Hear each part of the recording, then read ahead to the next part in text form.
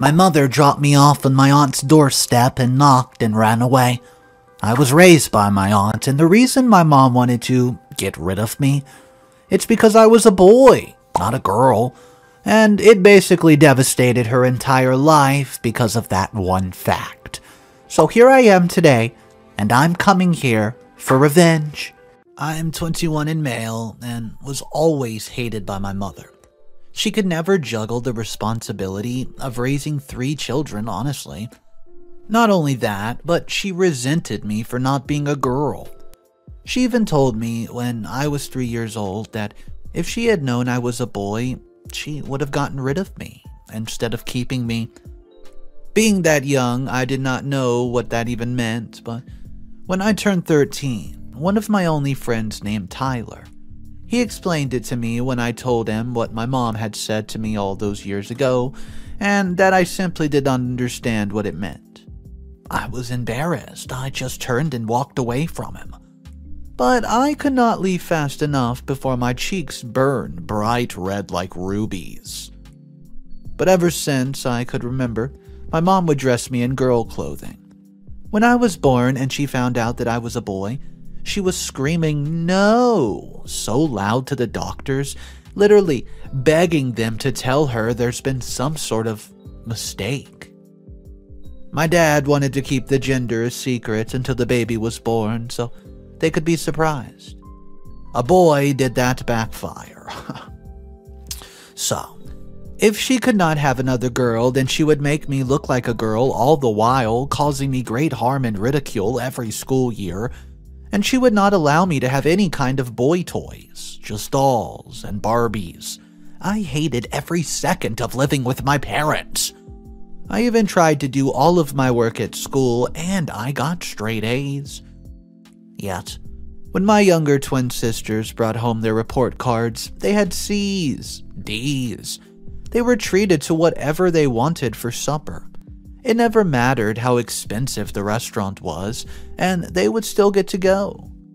And do you think I got to go with them? No. I had to stay home and look after our dog. One year in first grade, making me about 6 years old, my mother had gone out and bought my sister some new clothing for school. It cost well over $200. And I took those clothes and ripped them to pieces and cut them to shreds.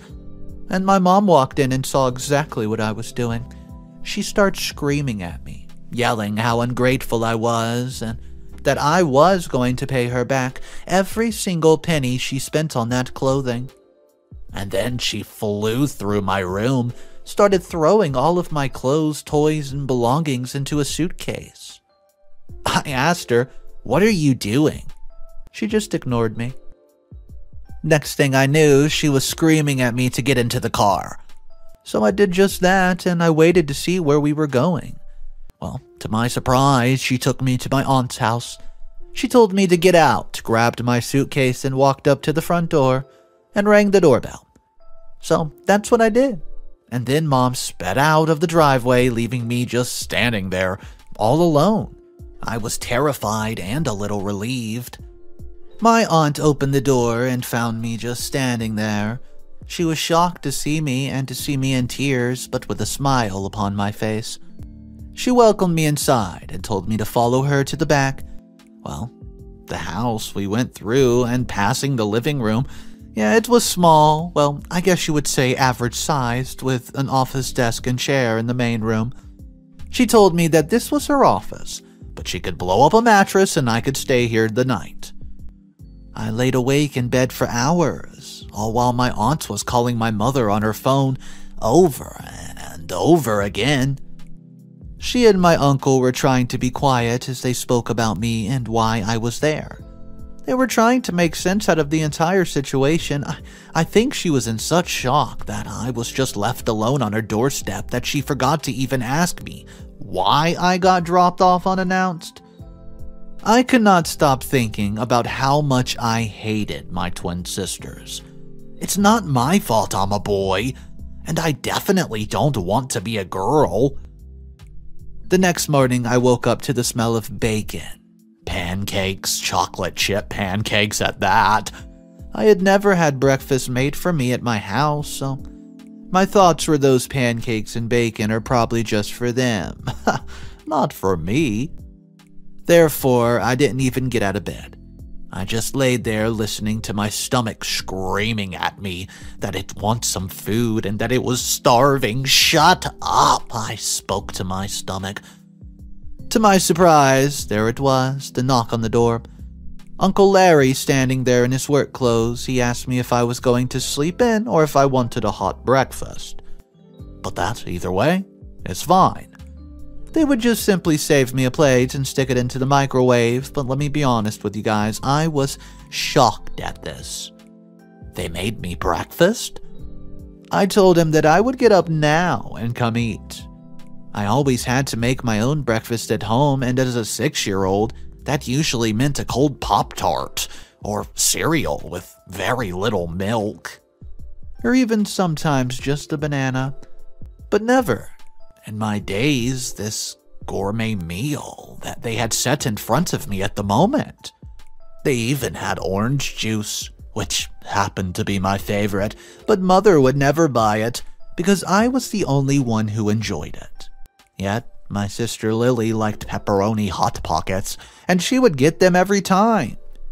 I sighed and then loaded my plate with as much food as it could hold, and I stuffed my face.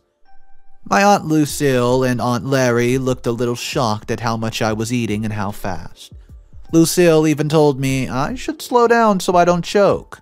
But I didn't care. I never had food this good at this much.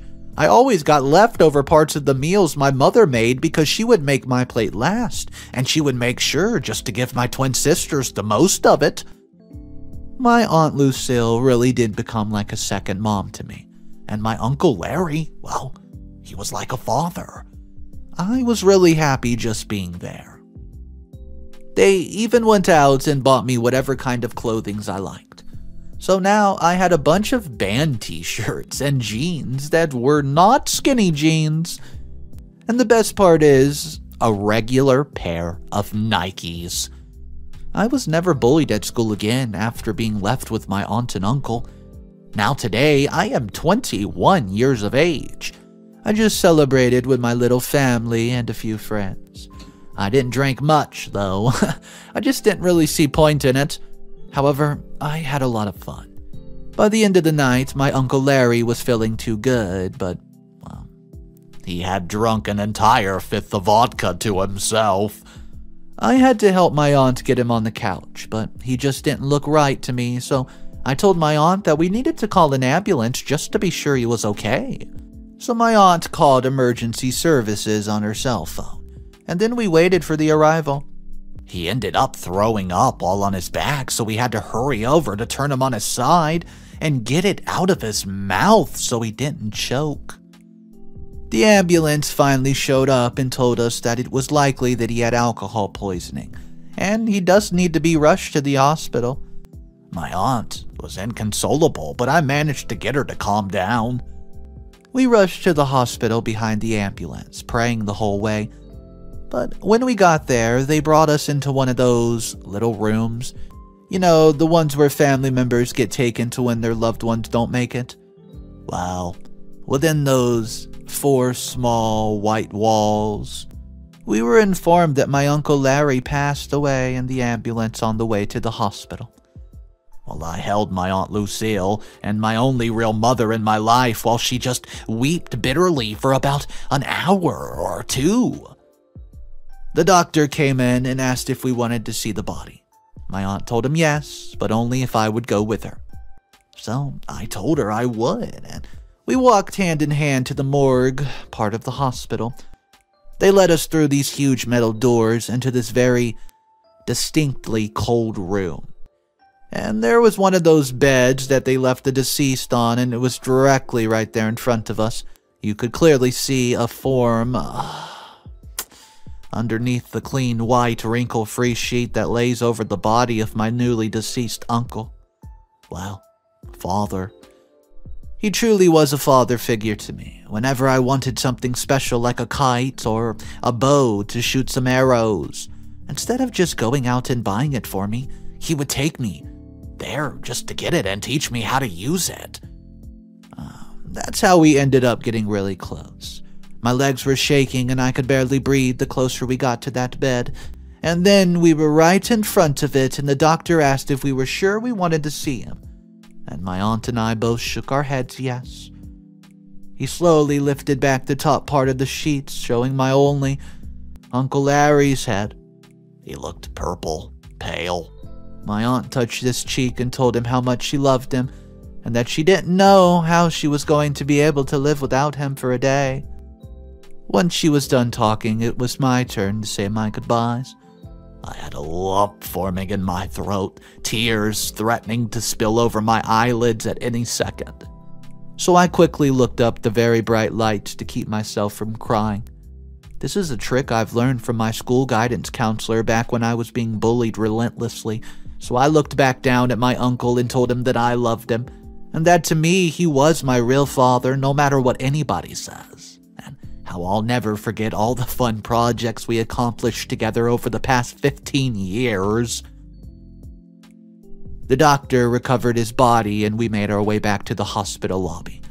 Then, we made our way back home. The next day, we made funeral arrangements and many people showed up to give their respects out of the family. I was forced to stand right next to my uncle's head of the casket, and I was feeling a little bit uneasy. About 4 to 5 hours later, he was buried, and we were in the car driving home. At the same time we had pulled into the driveway, my Aunt Lucile stopped and looked at me very intently. What is it? I asked her, scared that she was going to kick me out just like my parents had. She had this look in her eyes, but I could not put my finger on it. She reached into her purse and pulled out an envelope and carefully opened it up and handed it to me. It was my Uncle Larry's will. And Uncle Larry has left everything to me. I was so shocked I choked when I tried to protest to my aunt that she should be the one who gets the money, all of it. She disagreed and said that he wanted me to have it so I could take the money and take over the business I've been working so steadily at. I felt blessed, yet guilty, because here I was with a fortune, and when I kept reading the document, I found out that she and Uncle Larry had invested in very promising stocks, ones of which were Apple and other one was Microsoft. I begged my aunt to take at least half of the money, please. However, she looked at me and said she would not touch it. I even put in some envelopes and hid them around the house in places she would eventually find them. After I moved out and was on my own, however, no matter where I would hide them, she would always find them and they would end up back on my desk in my bedroom while I was sleeping or at work. That's when I decided I'm going to sell half of the stocks and use that money to build an enterprise business. My dreams growing up, and it was to have a chain of my very own restaurants. And while living with my aunt and uncle these past 15 years, Lucille has taught me how to cook just about anything and everything from scratch. So I know I can cook, and I can hire people who are also great cooks. The owner was putting the restaurant up for sale soon, and I was not going to let it go without a fight. I just know that I can take the inheritance money and really transform that old restaurant into something that people will flock to. To my surprise and my luck, of course, and possibly my uncle up there, well, Dad, looking over me from heaven and helping me make all the right choices and saying all the right things while negotiating for the restaurant. I even had to threaten the owner with blackmail about all the pictures I have of how dirty the kitchen was and how people were dropping food on the floor and still serving it to the guest. And not only that, but the owner was not paying property taxes on the restaurant at all. So I offered him two choices, and I looked him in the eyes and I said, he sells me the restaurant at a 15% discount, and I don't show all the skeletons that are in his closet to the press. Or he doesn't sell me the restaurant, and I start searching for all of my evidence and malpractice within the food industry and show how it really does go against their standards, eh? Well, he reluctantly took my first offer and sold me the restaurant. and I spent the next year renovating the entire side of it, and even the kitchen, buying new furniture, tables, utensils, appliances, stoves, and so much more, and I painted the walls with my Uncle Larry's favorite color of blue. But not the blue like the sky, but the blue that you see when you first see an ocean for the first time. That deep, deep, dark blue. What's up, everybody? Mr. Reddito here. So today's story has multiple updates. Right here, OP just hopped into a venture, basically said, I'm all in with my inheritance. I am excited to see what happens next. If you guys are new to the channel, welcome. I animate and narrate stories every single day, so if you don't want to miss any upcoming videos, make sure you subscribe. It does help support me a lot, and let's jump into the first update.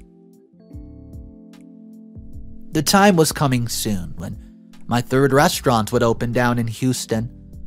My Aunt Lucile kept telling me how proud of me she was, and my twin sisters, on the other hand, were more than angry at me for getting all the money from my Uncle Larry.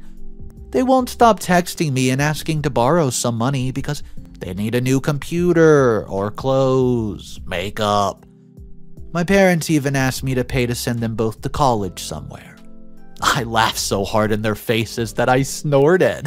Me? Pay for the two of you? What? Nightmares? Yeah, that's not gonna happen. I can still remember how much they teased me growing up, all because of the way Mother used to dress me like a girl and not let me cut my hair short like the rest of the boys at school. My mother would egg them on by telling them to do my hair or even play dress-up. And if I didn't play along, they would scream and cry, and then Dad would get up out of his chair and stomp into whatever room we were in. I can still hear the sound of him taking his belt loop off to slap that belt across my back. It would burn like acid, but I refused to shed a tear. I wouldn't let him know how bad he hurt me. I wish he would try something like that today. He wouldn't stand a chance. My sisters kept texting and calling, trying to ask me for money just about every single day since I've gotten it. And now that I have this chain of restaurants, my phone is just constantly blowing up. Friends, my parents, long-lost relatives, especially my two twin sisters. I had to do something and get them to stop because they don't deserve the hard-earned money I've made. And yeah, I know. My Uncle Larry left me a lot of money, blah, blah, blah. However, listen, we spent a lot of time together, and he probably thought of me like his own son. I mean, I think of him as my dad, and my Aunt Lucile and Uncle Larry could not have children of their own, so maybe, you know what? I filled a void of a hole inside of his heart. I sure hope so. Well, that makes me smile, at least. My phone's ringing, so I pull it out of my pocket and check to see who it was, and of course, you guessed it, my sister. I answered the phone and said, "No, you can't have any of my money." But she begged me to help her because she just wanted to be able to go on a trip, she said. She just kept going on and on about money. How if our parents had that kind of money, they would give it to her. And I told her that's because she and her twin sister are terribly spoiled rotten, and I'm getting so angry now that I can barely even breathe. That's when I thought of something purely evil and hilarious. I told her, you know what? How about this? I will sign a contract that says I will give either Lily or you $1 million. She just screams yes into the phone, and I said, no, wait. There's more. The catch. Both of you have to buzz all of your hair off, and then you have to shave your entire head too, so you're completely bald. And whoever gets to my restaurant on opening night first at 7 p.m. will get the money. She told me she would call Emma and ask her and then call me back. I knew they would do it because they're so desperate for taking anything and everything that's someone else's. And they have to get everything they want, and they never listen to the words no. The reason I chose to have them shave their head is because they always have a mirror in their hands. They have to look pristine all the time, and they have to wear the most expensive of designer clothing. And now I'm going to get them to shave off their pretty little blonde hair and just be as ugly as their souls. My phone's ringing again, so I answer. I know that it was going to be them. Of course, she told me that they would do it. And then she hung up. I just laughed and laughed. What they don't know is I'm not even going to wait till the grand opening of my new restaurant. It's only 4 days away. That's when I had a great idea. I started to make some phone calls to all of their friends that were on both of my sister's Facebook pages using Messenger. Guess what I did? I invited them all to the grand opening, even offering to pay for their drinks at the house for the whole night. Update number 2. And to my surprise, 75% of them said they would be there. I told them to make sure to be there at least 15 minutes before 7, so they could get the best seats of the night. I also told them there will be an unexpected chance of entertainment for the night and they would not want to miss it. I started to feel a bit guilty about what was about to happen, but then I remembered how my parents chose them over me. Their firstborn son. I was left on my aunt's doorstep with just the clothes on my back and a suitcase full of girls' clothing. That was actually the best thing that ever could have happened to me. I finally had a family and parents who played with me, listened to me when I talked, and answered any of the questions that I had, no matter how weird they were. I even bought my aunt a brand new cottage home in a really nice neighborhood. She was so happy when I gave her the keys and pointed out the house and told her it was hers. I would do it all over again every time just to see the smile on her face and the look in her eyes of pure joy. Today is the day of the grand opening. I made sure to call my sisters and tell them they had to be the first ones there to make it to the stage where the piano is placed, which, by the way, is directly in front of the entire room. Everyone inside the restaurant would have a perfect view of their shiny, bald heads. They kept texting me and telling me how thankful they were, and that they were glad I had finally seen it their way. After that, I no longer felt an ounce of guilt in my body for the humiliation they were about to experience. They used to humiliate me when I was 6, and they were 5 years old, putting makeup on me, and they would bully me at school along with other kids. Now it was my turn to return the favor. I was so excited I could barely sleep a wink. Today is the big day. It was time to get ready, so I went and got fitted for a brand new suit. I wanted to look my very best on such a special occasion. After all, it's one not very many people will ever be able to forget. Now that I have my brand new, sharp-looking suit, it's time to head to the restaurant and shock. Well, see how many people are feeling it. I parked around the back of the building and slipped into the back door. I made sure that there were these big lights pointed directly at the stage. Any minute now, one or both of those airheads would be running through that door frantically trying to outbeat the other one for the $1 million. The clock just struck 7. It's time. Update number 3. Hey guys, when I finally came out of the kitchen, I was shocked by the overall turnout. There had to be at least 60, 70 people inside and even more outside waiting in the line halfway down the block.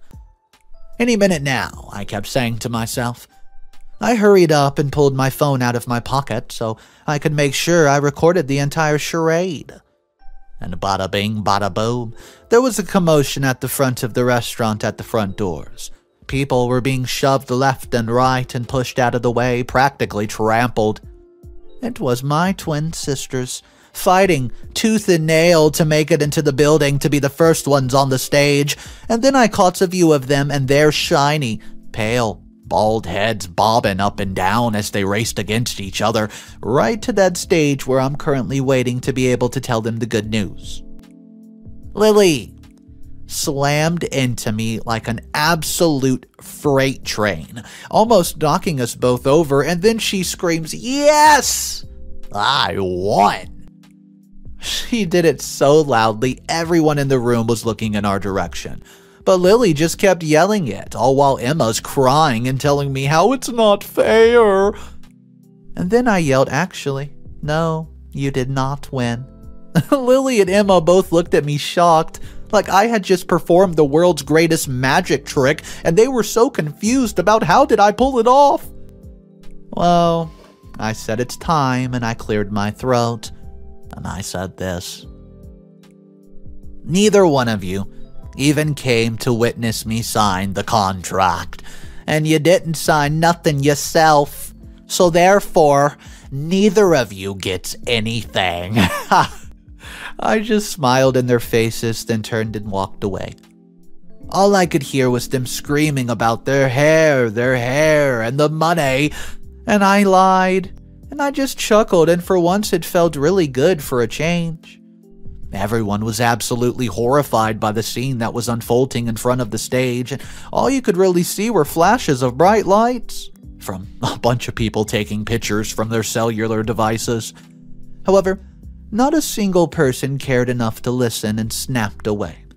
The next day, I checked my Facebook, and the first thing I saw was a flood of pictures of my sisters with their bald heads crying. Yeah, I wanted revenge, and I got it. I doubt they'll ever forget this for the rest of their lives. My parents, though, finally got to see the post, and they were absolutely livid. They came to my house and practically broke down the door trying to get in to confront me about what I have done to my sisters.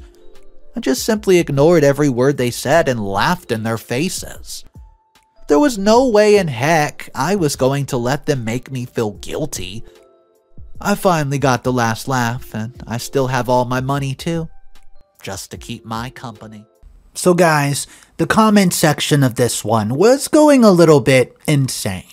They were mainly saying how, hey, OP, we can understand how you had resentment and stuff growing up, but what you did was just too petty, too over the top. I mean, making your sisters cut their hair off just to go ahead and sabotage their life by posting these pictures later on social media and embarrassing them. Everyone's saying that's just a little too far and you shouldn't have done that. I want to know where you guys lie. What would you have done instead, or do you think that OP should have done that? Go ahead and drop your comments down below, guys. If you're new to the channel, my name is Mr. Reddito.